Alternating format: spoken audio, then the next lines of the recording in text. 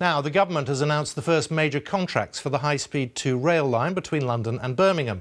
2 British firms are among the companies chosen to build tunnels, bridges and embankments at a cost of £6.6 billion. The final route of the line north of Birmingham will be announced in the next hour, after years of disagreement.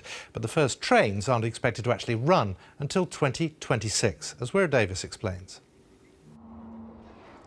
HS2. Critics say it'll be the most expensive railway on the planet. The government says it's essential for the future of the UK's transport system and the economies of the Midlands and the North. Contracts have now been awarded for the first phase of the project between London and Birmingham. Those first contracts are worth more than £6 billion. That, says the government, will bring in 16,000 jobs.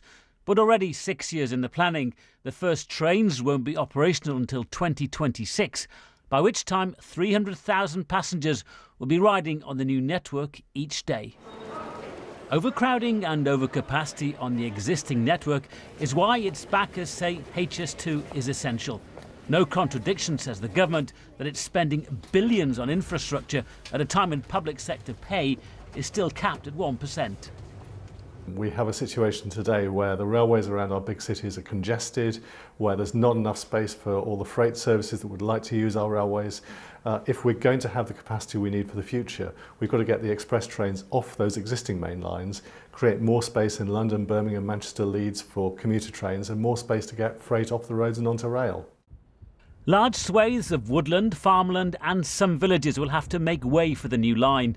More controversially still, some experts say the Department of Transport has grossly underestimated the price. Some suggestions the first phase to Birmingham alone could double in cost from £23 billion to almost £48 billion. The cost is based on international best standards, and those international best standards do not apply to the problems we have in the UK, where we're building on a small congested island full of property-owning people in a democracy, and the costs of land take and compensating for disruption and disturbance are quite considerable. At such a price, others say HS2 will be nothing more than a vanity project, and there are better ways of spending public money. Lots of much smaller enterprises. They're not as grand, they don't grab the headlines, they don't leave a legacy for the politicians who design them, but there are all sorts of small, typically road projects, that would be much, much more valuable for the economy than a colossal multi-billion pound new train line, which won't be fully operational for 15 years. This project has been mired in delays and complications, but later today the final routes of the northern branches to Manchester and Leeds are due to be announced, including what could be a controversial path around Sheffield. Weir Davis, BBC News. Let's speak now to Joe Rukin from the campaign group Stop HS2, who joins us from our studios in Birmingham. Is it time to rename your group, do you think? No, not at all. All that's happened today so far is that the first set of design contracts have been signed, which will lead to construction eventually, if the design's all right, in a year and a half's time, which means that the project is already about a year, 2 years late. You know, construction was meant to have already started. A bit of demolition started, but they've rebranded the enabling works as construction now, so that they can pretend that construction has started on time. But realistically, Joe, you're not going to stop it, are you now?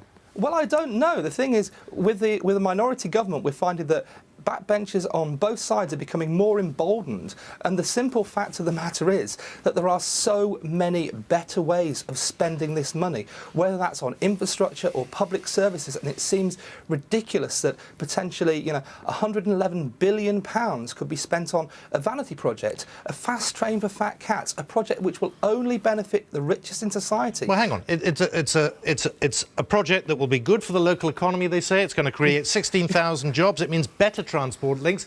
It is infrastructure. The benefits, those who are behind it, obviously, say are clear to see. Well, that's the thing, that there's a lot of things that are said about HS2, but a lot of things that are complete lies. Like, the bottom line is, wherever you look across the world, you'll find that high-speed rail projects suck more economic activity to the capital. You'll find that they fail to attract the grossly inflated passenger forecasts that were used to justify their construction. HS2 will deliver capacity, but not where it's needed. And those 16,000 jobs, they're not saying it will create 16,000 jobs, they're saying it will support plucked 16,000 jobs, which is basically saying they've plucked a figure out of the air, like all the figures were HS2 that have been plucked out of the air over the last 7 years. Yeah, I mean, the debate over the rights and the wrongs of HS2, we've trod that path many times. They're well known, both sides of the argument. I'm just wondering, in your heart of hearts, by the end of today, what would be the best result of any announcement to come this afternoon? Well, unfortunately, we know that it's going to be a terrible announcement this afternoon because the government on Friday, Ed Miliband put in a question in Parliament, and the government have said that they're only going to report back on the route consultation by the end of the year. So they're going to make the government are making an announcement about the route without actually paying attention to the consultation. All those people who filled in consultation forms, who thought they were engaged, who thought they were part of the process, who thought that someone was listening to them, have all been betrayed because the government has not paid any attention to the consultation. Right, they never pay any attention to the consultations, but this time it is so blatant. Normally it's consult and ignore. This time it's ignore and ignore and ignore, because that's what they do with any of the little people, any of us. The only people that they ever listen to are the massive construction giants, the very people who've been lobbying for this white elephant since its outset. Now, looking at the route into Sheffield city centre, we're expecting around 3:30 this afternoon.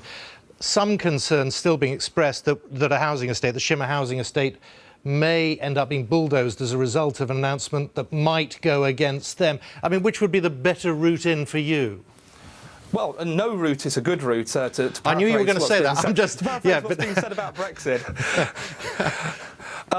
But quite simply, you know, Shimmer is a perfect example of the total incompetence of HS2 Limited, because it's going through that housing estate because HS2 used out-of-date maps. We've been telling them for years they were using out-of-date maps, and they plonked a railway line through a housing estate that they didn't know existed because it wasn't on the map and they hadn't been bothered to walk the route. And there are all sorts of problems like this up and down the line. Like, part of the announcement today is that it will go through HS2 is planned to go through the Cheshire brine fields. People have known not to build there for hundreds of years because of subsidence. The M6 goes round it. But when we tell them, you know, there are sinkholes here, there is serious ground movement, they just say, oh, it won't be a problem, it'll be fine, it won't cost any more, it won't delay the project. And that's their mentality.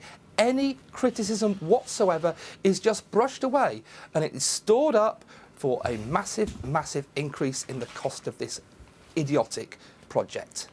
Joe, it's good of you to join us. Joe Rukin there from Thank you, Stop Simon. H's. I know you'll be watching at 3:30. You might get your reaction afterwards. Thank you very much. Thank you.